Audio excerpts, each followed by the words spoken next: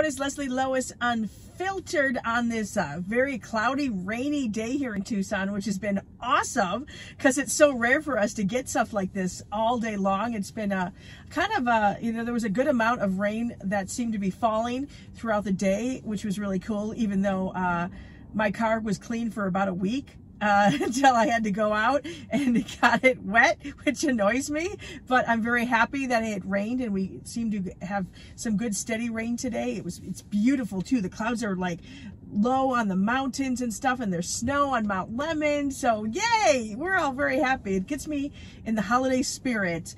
I have to apologize because I am a day late doing my Bachelorette update. I'm sorry, my day got away from me yesterday. It was nonstop, like one thing on top of another as far as things happening, so I'm a little bit late. But let's talk about what happened on the Bachelorette 2 nights ago, because it was quite interesting. So first of all, last we saw, it was Bennett and Noah with Tayshia, and she was going to pick one to go home.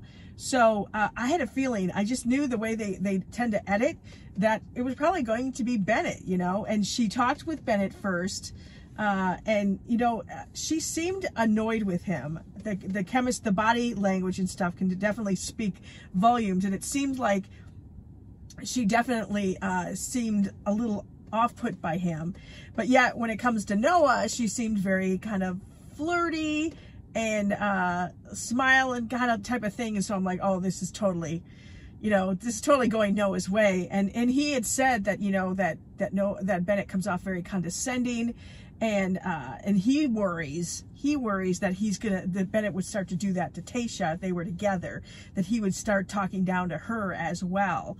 And so in the end, sure enough, she ends up sending Bennett home, who was completely shocked. And he kept saying that he's totally dumbfounded by this whole thing. And she really took it hard. She even said, you know, to us basically that the goodbye didn't feel right. Like it just didn't feel right to send him home. But, you know, she made her decision. But then she came back to Noah and said, because he was smirking. And she walked in and she goes, don't be smiling, you know, about this. This is really hard for me and stuff. And then she tells him, look, I can't give you this rose right now. I need to think more. And so obviously that changed his attitude immediately. So he was freaked out if he was going to be able to continue on or not, because now the cocktail party is happening with the rose ceremony.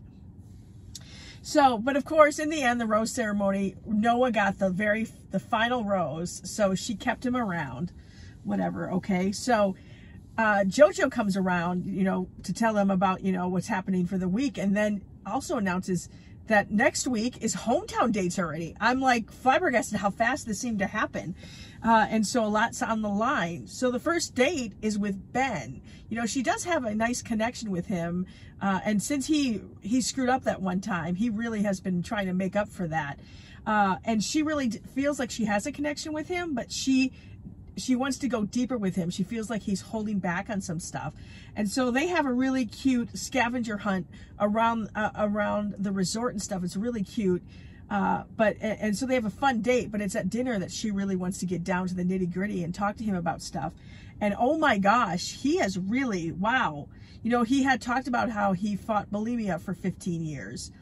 Well, he also obviously has dealt with a lot of demons too, because he opened up about the fact that he was really down to his low point in 2018, and said that, you know, gives his sister credit for saving his life, and she doesn't even realize it. So then he goes on to say that in 2018 and in 2019 he attempted suicide.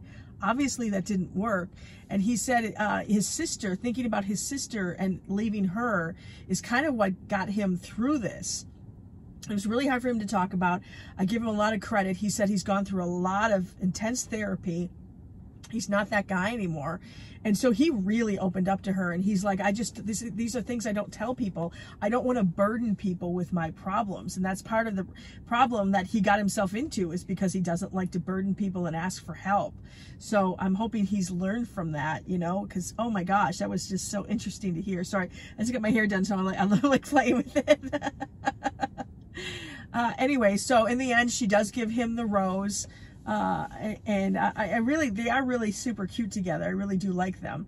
So now we are on a group date, right? And so the group date is a lie detector test. Oh my gosh, the guys were just sweating it out. They were like, oh.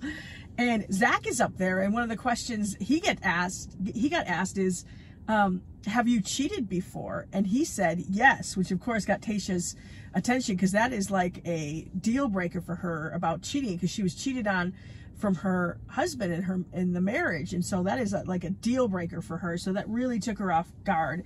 And then Riley, when he said his name, it said he was lying.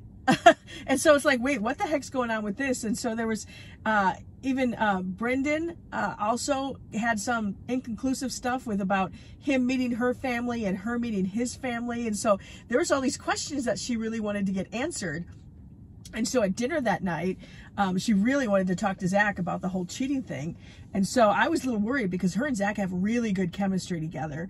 But so he starts talking about how, yes, he cheated on his girlfriend. He French kissed another girl in the 6th grade. It was his first girlfriend that he cheated on. And she like had like, are you kidding me? He goes, well, I mean, you know, I couldn't lie about that. I did, you know. And so thank goodness that was, you know, 6th grade, very, you know, different. So thank goodness that kind of got it cleared up and stuff. And she talked to Brendan a little bit, and he just said, you know, it's you know, he said it's a lot to possibly propose at the end of this. It's a lot for him to take in with his emotions and stuff. And so it's not, he's like, I want you to meet my family. I really want you to meet my family.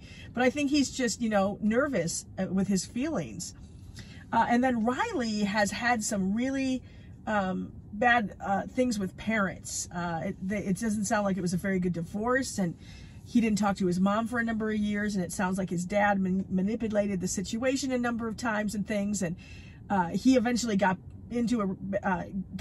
back in with his mother, a really good relationship and stuff, and doesn't talk to his dad, legally changed his name, and so there's a lot of drama behind that, and hence why he got when he said his name, it came up that he was lying. So, okay. So you're like, okay, who's going to get the group date rose? Because she had some really good conversations with everyone. Well, she doesn't give it out. She's like, I can't give it out yet. I had too many great conversations, and I still need time to think. And so I appreciate that she's like taking it so seriously, right? So as she's leaving and she's going back to her suite, Bennett shows back up. Like, yeah, Bennett's like, I just hated the way everything ended, and it just didn't feel right. Can I come and talk to you? And so he lays it out in the line. He's like, I've never felt this way or had feelings like this for another woman. And he tells her, I am in love with you. I know it sounds like it might be too soon, but he's like, that's how I feel. And I'm not expecting you to do anything with that, but I just felt like we needed to, you know, I needed to tell you all of this and how I was feeling. You can do with it what you want. I would love, you know, to try to come back and, you know, see if we can make this work. And so she was like, wow, like really taken in, and like, again, she really needs to think about it. So she's going to think about it in the overnight. But it looks like for scenes for next week that he gets back in, at least for now. So that'll be interesting, because there's still another one-on-one date with Blake before we find out who's going to hometown dates. Now, next week, it's on 2 nights. It's on Monday night, and then it's like the Men Tell All already on Tuesday. So this should be really interesting to see, especially the Men Tell All. I can't wait for that. So couple of my questions are, what's with all the really tight pants the guys wear? And since when, I didn't realize it's a thing to like pin your, like the bottom of your jeans or pants and have no socks on. That feels very, I don't know, that feels very 80s fashion to me. Just me? I don't know. What did you think of the whole thing? Oh my gosh. Anyway, it was quite entertaining, and I can't wait to see what happens next. And Bennett really did surprise me, so I hope she does give him another chance. And Noah's probably going to freak out. All right, that's it for me. I hope you have a great day. Enjoy this clouds and rainy day we've been having before the sun comes back out tomorrow. I will talk to you in the next Leslie Lois Unfiltered. Stay safe and mask up.